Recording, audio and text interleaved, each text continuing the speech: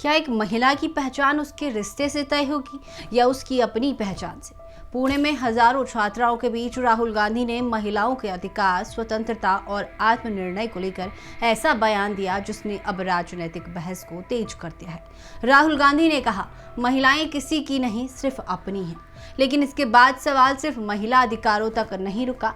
बहस पहुंच गई मनुस्मृति की व्याख्या तक, परंपरा बनाम आधुनिकता तक और संविधान बनाम सामाजिक रूढ़ियों तक। तो आखिर राहुल गांधी ने पुणे में क्या कहा?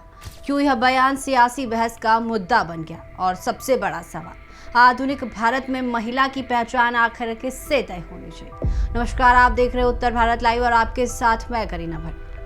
मामला पुणे में आयोजित छात्रों की गूंज कार्यक्रम का है। राहुल गांधी यहां हजारों छात्राओं के बीच पहुंचे। मंच से उन्होंने महिलाओं की स्वतंत्रता को सिर्फ सामाजिक अधिकार का मुद्दा नहीं बताया, बल्कि इससे महिला की व्यक्तिगत पहचान और उसके अपने फैसले लेने की आजादी से जोड़ने की कोशिश की।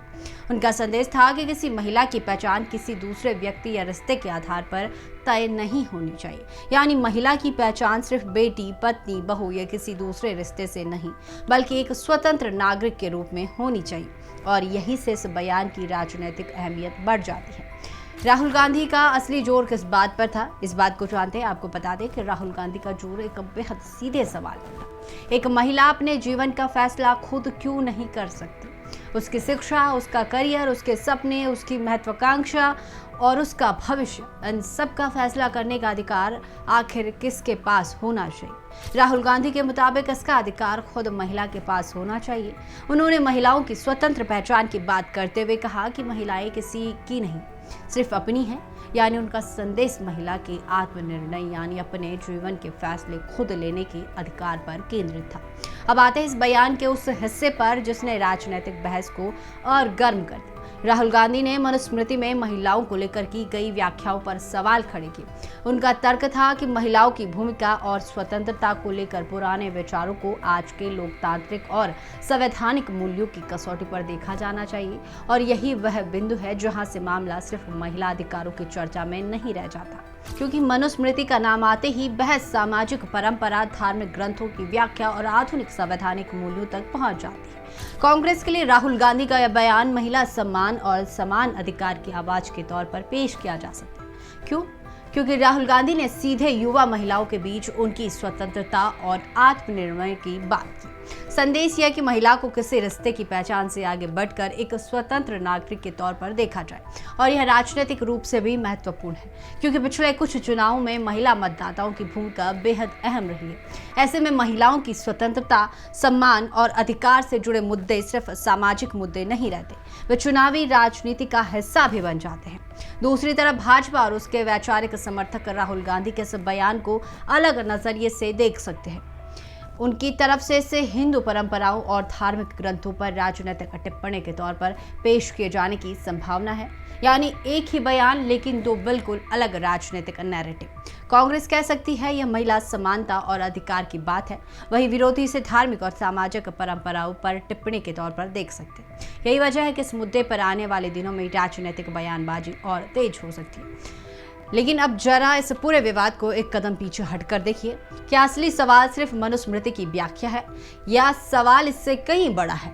सवाल है, आधुनिक भारत में महिला की पहचान क्या होगी? क्या उसकी पहचान किसी रिश्ते से तय होगी, परिवार और सामाजिक भूमिका से, या फिर वह अपनी शिक्षा, कैरियर, जीवन और भविष्य के फैसले खुद लेने वाली स्वतंत्र नागरिक होगी? राहुल गांधी के बयान ने इसी सवाल को राजनीतिक बहस के केंद्र में ला दिया है। साथ ही आपको बता दें कि युवा महिलाओं के बीच यह मुद्दा क्यों महत्वपूर्ण है। ध्यान दीजिए, मंच पर था कौन? हजारों छात्राएं यानी युवा महिलाएं, और उनके सामने बात हो रही थी शिक्षा की, कैरियर की, सपनों की, भविष्य की और अपने फैसले खुद लेने की। राजनीति में मंच और दर्शक दोनों मायने रखते हैं। ऐसे में राहुल गांधी का यह संदेश सीधे युवा महिला मतदाताओं और नई पीढ़ी के बीच संवाद स्थापित करने की कोशिश के रूप में देखा जा सकता है। और अब अगला मैदान है सोशल मीडिया। एक तरफ समर्थक कह सकते हैं कि महिला की अपनी पहचान होनी चाहिए, दूसरी तरफ विरोधी सवाल उठा सकते हैं क्या इसके लिए धार्मिक और सामाजिक परंपराओं को निशाना बनाना जरूरी है। यानी बहस सिर्फ पुणे के मंच तक सीमित रहने वाली नहीं है, यह सोशल मीडिया से लेकर राजनीतिक मंचों तक पहुंच सकती है। असल में भारत में यह बहस नई नहीं है। एक तरफ हमारी सामाजिक और सांस्कृतिक परंपराएं हैं, दूसरी तरफ आधुनिक लोकतंत्र और संविधान से मिले समानता और स्वतंत्रता के अधिकार हैं। सवाल यह है कि इन दोनों के बीच संतुलन कैसे बने। क्या पुरानी सामाजिक व्याख्याओं को आज के संवैधानिक मूल्यों के आधार पर देखा जाना चाहिए या परंपराओं की अपनी व्याख्या और भूमिका है। राहुल गांधी का बयान इसी पुरानी बहस को एक बार फिर सामने लेकर आया है। और राजनीति में किसी मुद्दे की ताकत सिर्फ उसके विचार में नहीं, उसके वोटर कनेक्शन में भी होती है। महिला मतदाता आज चुनावी राजनीति में बेहद महत्वपूर्ण है, इसलिए महिला स्वतंत्रता, सम्मान और अधिकार की बात सीधे राजनीतिक संदेश में बदल सकती है। कांग्रेस के लिए यह युवाओं और महिलाओं के बीच अपने संदेश को मजबूत करने का अवसर हो सकता है। वहीं भाजपा के सामने चुनौती होगी कि वह राहुल गांधी के इस राजनीतिक और वैचारिक हमले पर जवाब किस धरातल पर देती है। तो पुणे से शुरू हुई यह बहस अब सिर्फ राहुल गांधी के एक बयान की कहानी नहीं रह गई। यह सवाल बन चुकी है, महिला की पहचान आखिर कौन तय करेगा? परिवार, समाज, किसी रिश्ते की पहचान, परंपरा या खुद महिला?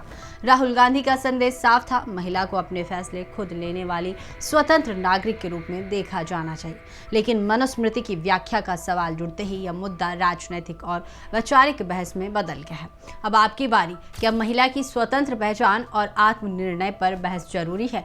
और क्या ऐसी बहस को धार्मिक सामाजिक परंपराओं से अलग रखकर देखा जाना चाहिए? यह दोनों के बीच संवाद जरूरी है। अपनी राय कमेंट बॉक्स में जरूर बताइए।